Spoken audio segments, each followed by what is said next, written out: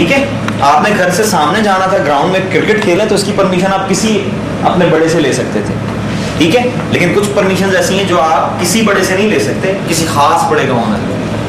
तो daily life में ऐसा होता है या नहीं? डोमेन में ऐसा नहीं होता। अच्छा, ऐसा क्यों होता है?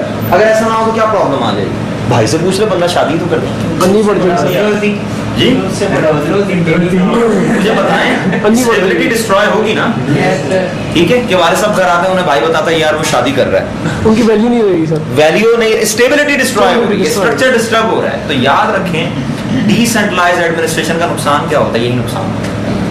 समझ में आ रही बात? आप अपने इर्द गिर्द देखें, वो घर जिसमें एक कोई बड़ा होगा जिसकी सुनी जाती होगी, वहां आपको एक सिस्टम ऑफ फैमिली नजर आएगा।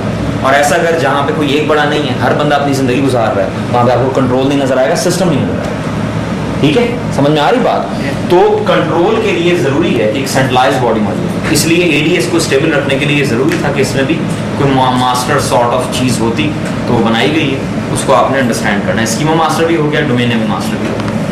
अब स्कीमा और डोमेन नेम मास्टर तो वो काम कर रहे थे जो फॉरेस्ट वाइड है, ऐसा ही है ना, फॉरेस्ट वाइड थे। फॉरेस्ट वाइड ऑपरेशंस तो कम होते हैं, डोमेन वाइड ऑपरेशंस बहुत ज्यादा होते हैं। बात समझ में आ रही? अब आपको घर में भी आप देखेंगे तो आपको ऐसी चीजें नजर आएंगी, ठीक है। कुछ ऑपरेशन ऐसे हैं जो यानी है कंट्रोल किसी एक के पास, जैसे मैंने शादी वाला मसला बता दिया, लेकिन उसकी जरूरत पड़नी है लाइफ में एक दफा, ये चले 2 दफा, 2 या 3 दफा, से ज्यादा नहीं पड़नी। लेकिन कुछ ऑपरेशन ऐसे हैं जो जिसका कंट्रोल किसी एक के पास से, लेकिन जरूरत रोज पड़ती है। लेट से हो सकता है कि आप रेगुलर पैसे मांगते हो वालदा से, अब्बू से ना मांगते हो, पॉसिबिलिटी है ना, लेकिन ये ऑपरेशन ऐसा है जो फ्रीक्वेंटली होता है, ठीक है। तो ऐसे ऑपरेशन जो फ्रीक्वेंटली होते हैं उनका लोड किसी एक बंदे पे ज्यादा होता है। जो आपने स्कीमा और डोमेन नेमिंग मास्टर के रेफरेंस से काम देखा, वो रेगुलर बेसिस पे नहीं होता। आप बताएं स्कीमा को कौन मॉडिफाई करेगा? स्कीमा रेगुलर बेसिस पे मॉडिफाई नहीं होता, डोमेन रोज ऐड होगी, लेकिन ना डोमेन नेमिंग मास्टर है रिस्पांसिबल डोमेन के एडिशन और रिमूवल का। डोमेन के एडिशन और रिमूवल ये ऑपरेशन रेगुलर बेसिस पे तो नहीं होता कभी, ठीक है। तो डोमेन के जो रोल्स अब मैं आपको बताने जा रहा हूं, ये वो ऑपरेशन है जो कॉमनली होते हैं। लाइक फर्स्ट वन क्या लिखा है, रिड मास्टर। रिड मास्टर क्या करता है? रिड मास्टर को अंडरस्टैंड करने के लिए मेरे छोटे से क्वेश्चन है, उनका आंसर है। मुझे बताएं, यूजर को रीनेम करने से परमिशन चेंज होती है? यूजर को रीनेम कर देता हूं, उसकी परमिशन चेंज होंगी जी? इसका आंसर देंगे सही तो बात आगे बढ़ेगी। उलमा का इजमा करार आ गया, मेजॉरिटी यही कह रही है कि नहीं होती, वाकई नहीं होती। यूजर को रीनेम करने से परमिशन चेंज नहीं होती। इससे रिजल्ट क्या निकलता है? बिल्कुल बेसिक लेवल पे रिजल्ट ये निकलता है कि अगर यूजर को रीनेम करने से परमिशन चेंज नहीं हो रही तो परमिशन यूजर नेम पे नहीं, क्योंकि अगर परमिशन यूजर के नेम की बेस पे थी तो उन्हें चेंज हो जाना चाहिए, क्योंकि नेम चेंज हो गया। डेफिनेटली कोई ऐसी चीज है जो चेंज नहीं हुई, यानी आपने यूजर को तो रीनेम कर दिया, लेकिन कोई चीज ऐसी है जो चेंज नहीं हुई इवन आफ्टर रीनेम, और परमिशन उस पे ऐसा ही होना चाहिए ना। क्योंकि अगर तो लाइक मैं यहाँ लिखता हूँ, एक यूजर है ताहिर और इसकी एक आईडी है 1 2 3, आपने से रीनेम करके ताहिर को क्या कर दिया, अहमद, ठीक है जी। अब यूजर तो रीनेम हो गया, लेकिन ये 1 2 3 रीनेम नहीं हुआ। और इस 1 2 3 को हम क्या कहते हैं, सिड, सिक्योरिटी आइडेंटिफायर। याद रखिएगा सिड कभी चेंज नहीं, अभी आप ये याद रखें। कुछ पॉसिबिलिटीज हैं सिड के चेंज होने की, लेकिन अभी हम उन्हें अज्यूम करते हैं कि वो नहीं, ताकि हमने जो चीज़ अंडरस्टैंड करनी है वो क्लियरली अंडरस्टैंड हो जाए। तो आपने यूजर को रीनेम किया, यूजर रीनेम हो गया, सिड चेंज नहीं। और याद रखिएगा परमिशन किस पे दी जाती है, सिड पे, सिक्योरिटी आइडेंटिफायर जी। प्रैक्टिकली करके देखें सर, सीट को व्यू भी नहीं कर सकते सर? सीट को व्यू करने के कुछ तरीके हैं, दिखा देता हूँ। सीट जी एक यूजर बनाते हैं, उसे परमिशन देते हैं, फिर उसे रीनेम करते हैं और फिर देखते हैं कि वो पुराना ऑब्जेक्ट एक्सेस करता है, ठीक है जी। जी एक हमने यूजर बनाया ताहिर,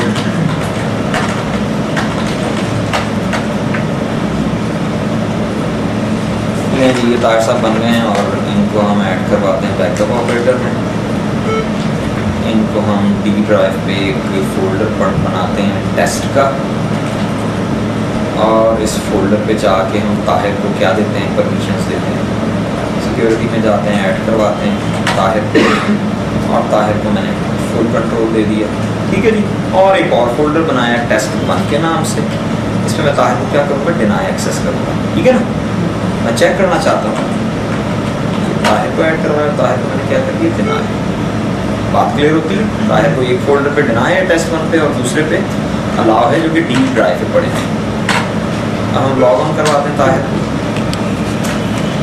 ताहिर साहब को लॉग ऑन करवाया, ये ताहिर लॉग ऑन हुए, डी ड्राइव पे जाएंगे, एक फोल्डर पे क्लिक करेंगे, वो खुलेगा, दूसरे पे क्लिक करेंगे, क्या मैसेज आएगा, एक्सेस डिनाइड, ठीक है। उसके बाद हम ताहिर को रीनेम करेंगे और फिर देखेंगे क्या होता है, ठीक है जी।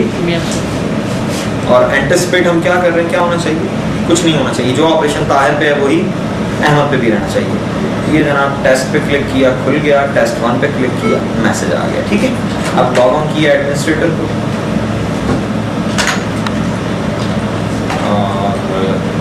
वैसे तो मैं रन एज भी यूज़ कर सकता था, लेकिन मुझे शक था कि आप लोग कंफ्यूज होंगे, इसलिए मैंने रन एज यूज़ नहीं की।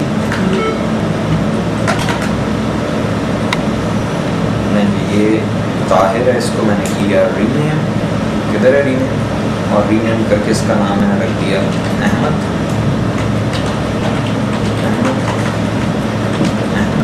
ठीक है जी। लॉग ऑन किया अहमद को, अहमद लॉग ऑन हुआ, अहमद डी ड्राइव पे गया, एक्सेस डिनाइड, ठीक हो गया जी। अब हमें लॉग ऑन करना है एडमिनिस्ट्रेटर को, और होपफुली हो सकता है उस पर वो हो गया हो, वो अपडेट हो गया हो। प्रॉपर्टीज़ में देखते हैं ना, अगर वो अपडेट हो गया तो वहाँ जहाँ पे लिखा हुआ था ताहिर, वहाँ पे अहमद लिखा हुआ आना चाहिए। तो इसके लिए हम डी ड्राइव में गए और टेस्ट की प्रॉपर्टीज़ में जाते हैं, सिक्योरिटी, ये देखिए क्या लिखा हुआ है अहमद, ठीक है, यानी उसने उठा ली वो जो भी चीज़ थी। लेकिन अगर अभी मैं अहमद को डिलीट करूँ और एक नया यूज़र बनाऊँ अहमद के नाम से, क्या होगा, क्या एक्सेस करेगा अहमद, क्योंकि वो नया यूज़र, क्योंकि फिर सिड खत्म हो गई। जब आपने यूज़र को डिलीट किया तो उसकी सिड खत्म होगी, जो आपने नया यूज़र बनाया अहमद के नाम से उसकी कोई और सिड है। बात समझ में आ रही है। इसका मतलब सिड का जो जनरेशन है वो इंपॉर्टेंट काम है, और जब भी कोई चीज़ इंपॉर्टेंट है तो उसका कंट्रोल मल्टीपल पे नहीं होना चाहिए, ठीक है। लेकिन आपको पता है कि अगर आपके पास एक डोमेन में 2 DCs हैं, तब भी आप क्या कर सकते हैं, दोनों DCs पे यूजर अकाउंट्स बना सकते हैं, ऐसे ही है ना। लेकिन डेफिनेटली इन दोनों में से कोई एक क्या होगा, रिड मास्टर। हमने यही अंडरस्टैंड करना कि इस चीज को यूनिक कैसे बनाया जाए।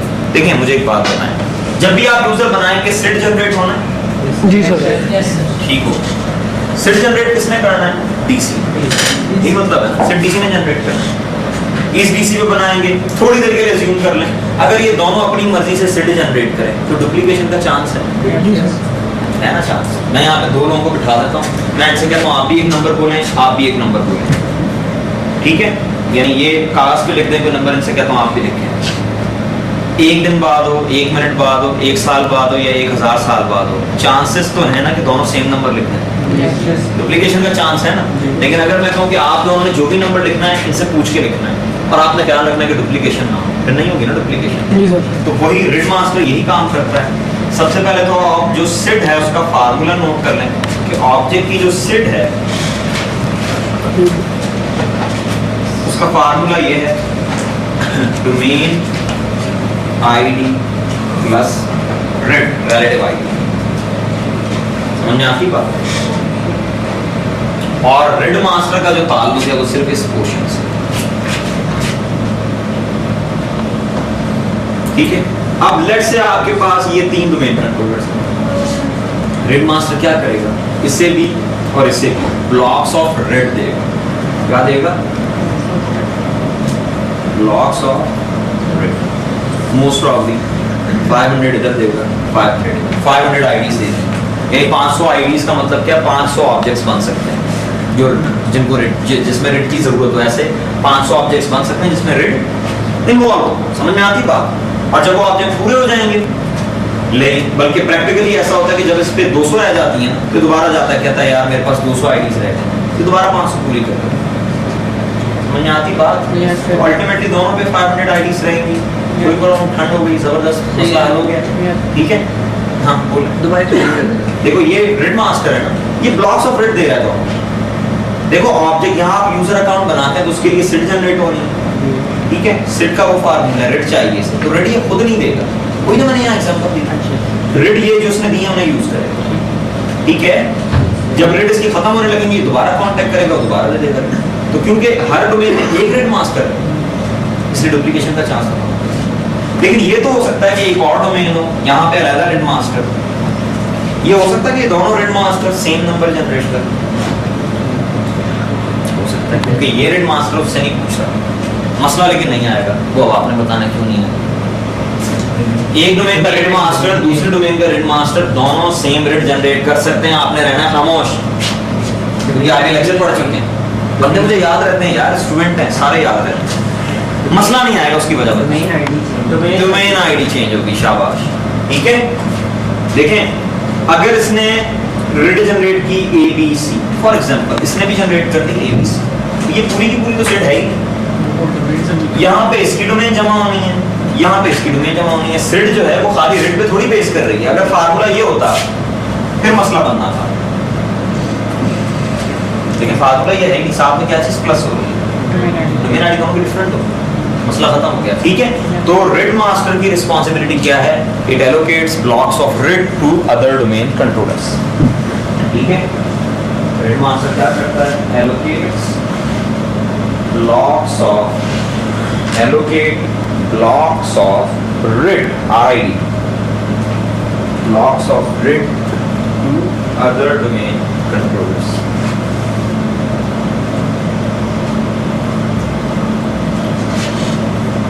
सर सिड से यूजर की डिफरेंट होती है, कंप्यूटर की भी डिफरेंट होती है? डिफरेंट होगी, सिड जिसकी भी है डिफरेंट, यूजर हो या कंप्यूटर हो। तो इसको क्लियर होगी, हाँ व्यू करने के लिए आप कह रहे थे कि देख सकते हैं, यार व्यू करने के देसी से तरीके हैं, लाइक ये मैं डिलीट कर देता हूँ अहमद को, थोड़ी देर बाद उसकी सिड आ जाएगी। सर मैंने एक बार देखा था शेरियस में भी दिखा देता है, उसमें रजिस्ट्री में भी दिखा देता है, रजिस्ट्री में भी आप सिड देख सकते हैं। मैंने सर शेयरिंग में देखा था, उसमें सिक्योरिटी के टैब में सिड लिखा हुआ था। अब ये होगा कि थोड़ी देर बाद ना इसकी प्रॉपर्टीज में ये आपको सिक्योरिटी में, जी सर यहाँ ये आ रहा है जी सर, अहमद गायब हो गया, क्या आ रहा है S-5-2, ये सेट है, कितना ध्यान रखें, ये सेट है, ये सर रिलेटिव आईडी।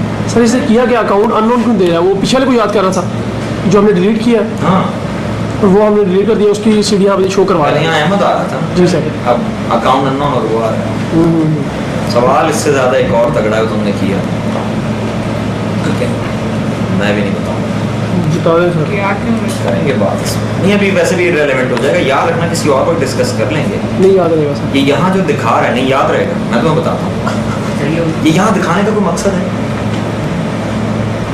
अगर कोई मकसद नहीं है तो इसे दिखाना नहीं चाहिए, नहीं देखें ये जो चीज दिखा रहा है, ये अकाउंट डिलीट हो चुका है, ये ताहिर भी दिखा रहा है सर, ठीक है ना, ये दिखाने की कोई ना कोई रीजन होनी चाहिए ना, ताहिर सीट दिखा रहा है सर, ताहिर की सीट ताहिर की सीट दिखा रहा है, तो ये सीट दिखाने की कोई ना कोई रीजन होनी चाहिए, क्यों दिखा रहा है, इस पे गुफ्तगू शनीद कि नेक्स्ट टाइम हम यूजर क्रिएट कर सकते हैं सर, अंदाजे ना लगाओ, ये अकाउंट डिलीट होने की वजह से, हाँ डिलीट होने की वजह से, लेकिन गायब कर देना वहाँ पे, क्यों दिखा रहा है, ठीक है। अच्छा जी यहाँ तक बात हो गई, रिड मास्टर मैंने आपको बता दिया, इंफ्रास्ट्रक्चर मास्टर रिस्पॉन्सिबल है, कुछ भी नहीं करता, छोटा सा काम है इसका, स्टोर करता है, यूजर टू ग्रुप करता है, ये जी मिलके जाएंगे, जवाब अहमद तो शादी होगी तो बात नहीं आए, बाकी लोग हैं, इमरान खान कौन, इमरान खान और निसार अहमद, आप लोग मिलके जाइएगा मेरे साथ, ठीक है क्लास में। तो ये जो मैंने आपको बताया क्या बात हो रही थी, इंफ्रास्ट्रक्चर मास्टर क्या करता है, ये स्टोर करता है यूजर टू ग्रुप रेफरेंसेस, यानी इसको पता होता है कि यूजर की ग्रुप मेंबरशिप्स क्या है, इसको पता होता है यूजर किस किस ग्रुप का मेंबर है, समझ आ रही बात, stores user to group references, लिख लें, infrastructure master store user to group references, ठीक है।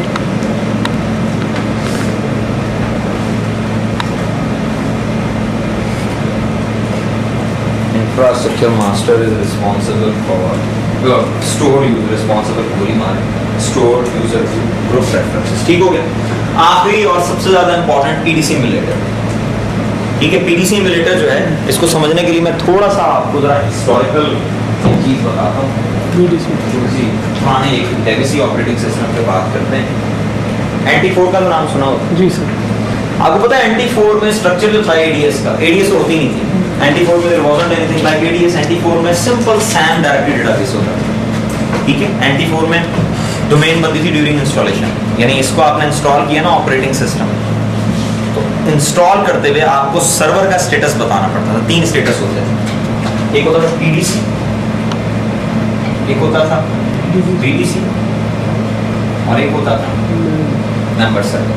और जो आपने बना दिया वो बाद में चेंज नहीं होगा, रीइंस्टॉल नहीं, समझ में आ रही बात? यानी रीइंस्टॉल क्या है, रीइंस्टॉल करना पड़ेगा। अगर आपने बना दिया है मेंबर सर्वर और आप कहते हैं मैं ऐसे BDC बनाना चाहता हूँ, रीइंस्टॉल कर, समझ में आ रही बात? या आपने डोमेन कंट्रोलर बना दिया और आप कहते हैं नहीं अब मैंने मेंबर सर्वर बनाना है, रीइंस्टॉल पूरे ओएस को सर, पूरे OS। और क्या रीइंस्टॉल, और क्या चीज़ होती है रीइंस्टॉल? ये तो बेसिक कॉल मेरा सलाम देगा।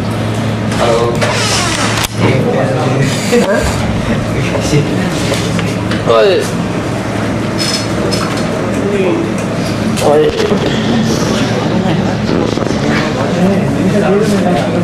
सर्टिफिकेट है जो सारे और भी फीस देती है तो बात ठीक है, ना दे तो मेरा ना दे तो फीस दे, मैं गारंटी दे देगा सर फीसा हो गई की नहीं होना पाया बच्चा के नाल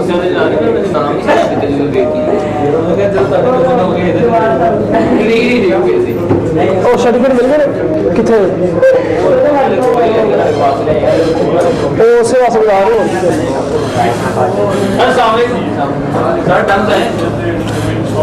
सब बर्फी आई है सर ला नहीं कलाकार बना रहे बर्फी के पन्नी ला रहे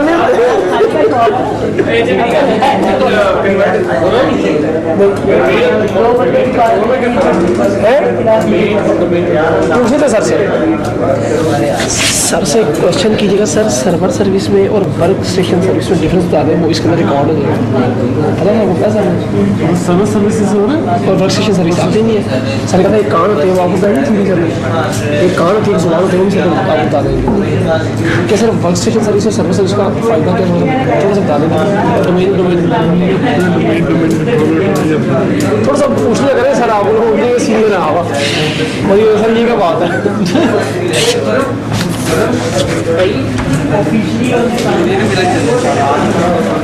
मेरे रहने से कॉल आती है, ओके क्या आपने सीसीएन पे किया?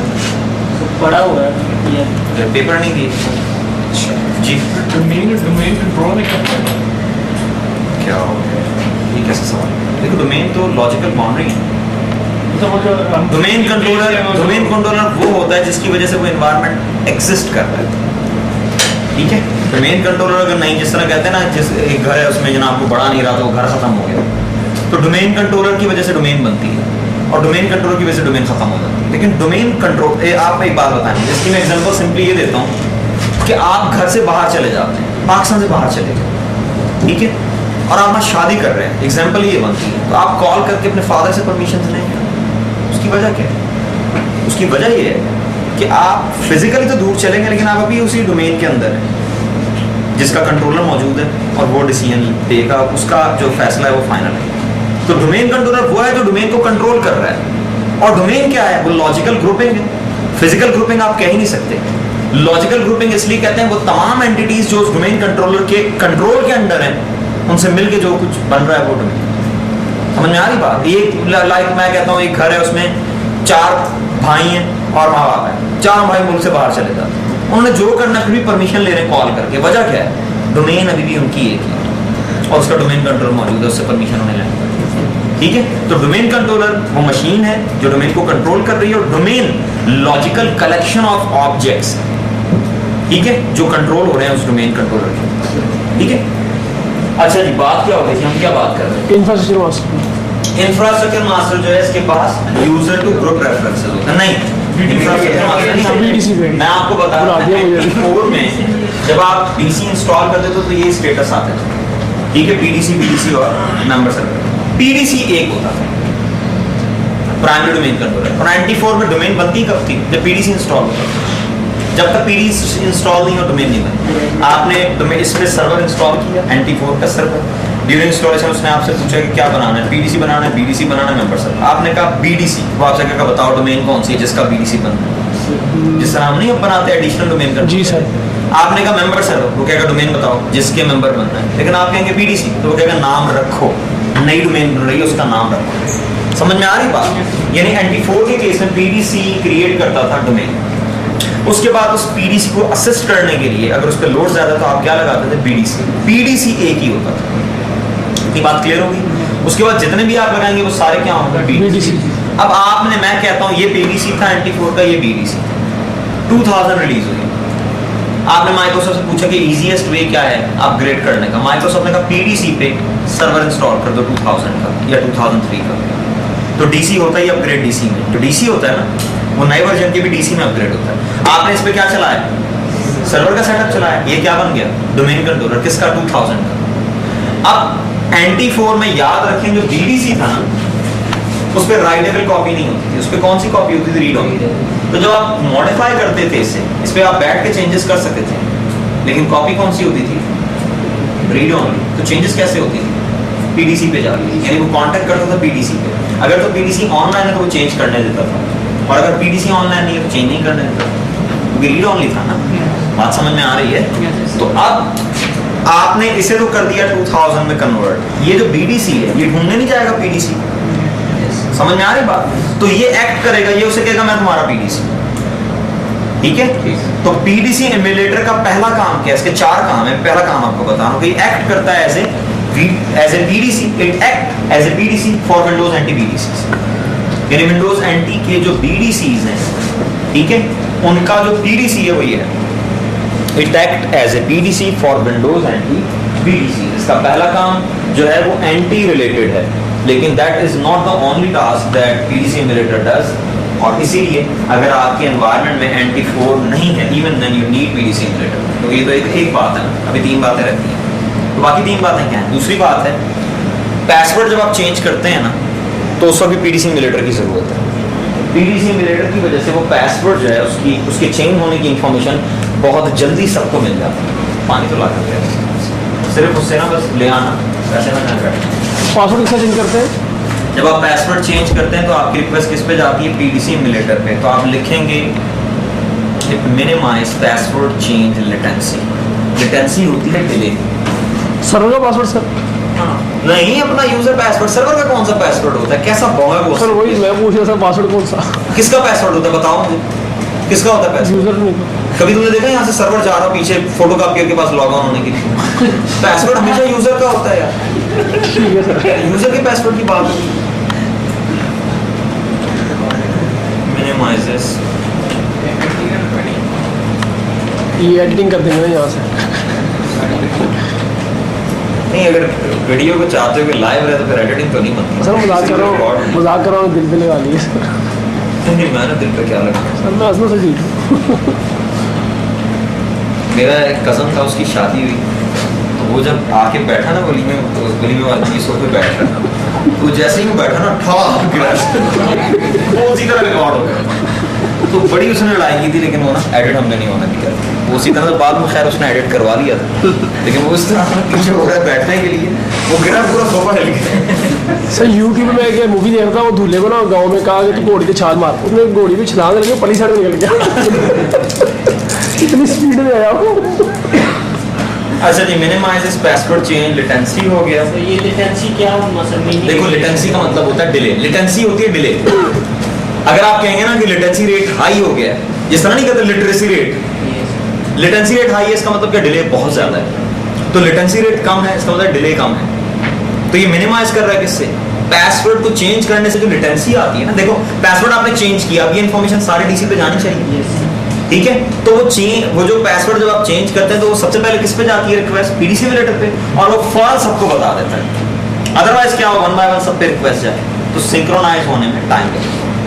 समझ में आई बात? तो ये इसका एक इंपॉर्टेंट टास्क है कि मिनिमाइज करता है पासवर्ड चेंज लेटेंसी को, और क्या करता है? 2 काम हो गए। तीसरा इंपॉर्टेंट काम क्लॉक सिंक्रोनाइजेशन, सबसे इंपॉर्टेंट काम। क्लॉक को सिंक्रोनाइज करता है, ठीक है। सारे डीसीज की जो क्लॉक है उसको एक स्टेट पे रखता है ताकि सिंक्रोनाइज होते हैं। इसकी शादी है कभी मैंने दिखाई मार्केटिंग हो पब्लिसिटी हो, कौन सी बोतल है? क्या कह रहे हो? क्या कह रहे हो पूरा? मैंने सर बोतल कौन सी है, उसका प्रिंट तो सीधा करें, कंपनी से पैसे लेंगे। पैर की शादी, लंच है, मंथली कसरे साथ वाला ही सर कलमा चौथा नहीं सर, दोपहर का यार, दोपहर का फंक्शन गर्मी दोपहर देखिए नेक्स्ट डेट को डेट में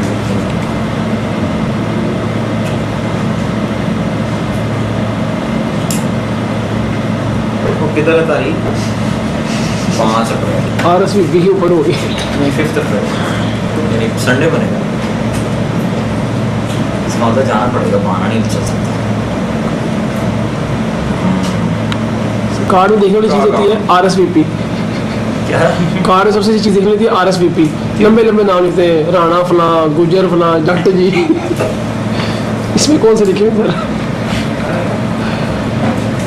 नहीं, इसमें तो सारे नाम बड़े शरीफ हैं तो इस तरह अहमद अली खुरम।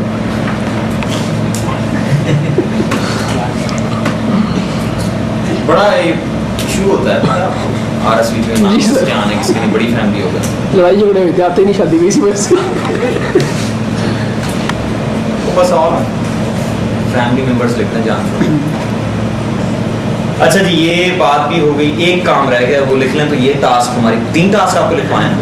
एक था it act as a PDC for Windows and PDC, इसका एक था मिनिमाइजेस पासवर्ड चेंज रिटेंसी, एक आपने लिखा क्लॉक को सिंक्रोनाइज करता है, और लास्ट आप लिखेंगे बल्कि इसे समझेंगे। देखो आप जब ADS को मॉडिफाई करते हो ना, कभी नोटिस ग्रुप पॉलिसी को मॉडिफाई करते हैं तो देखें DC ये कौन सा यूज करता है। यहाँ पे देखो DC ऑप्शन में क्या लिखा है, the one with the operation master token for the PDC emulator. यानी अगर आपके पास मल्टीपल डोमेन कंट्रोलर्स हैं तो जब आप ग्रुप पॉलिसी को मॉडिफाई कर रहे हैं तो प्रेफर किस डोमेन कंट्रोलर का किया जा रहा है, जो क्या है PDC एमुलेटर है। समझ में आ रही बात? तो अब आप लिखेंगे क्या कि ये अवॉइड करता है, it avoid group policy conflict, ठीक है। ये भी एक और काम है इसका।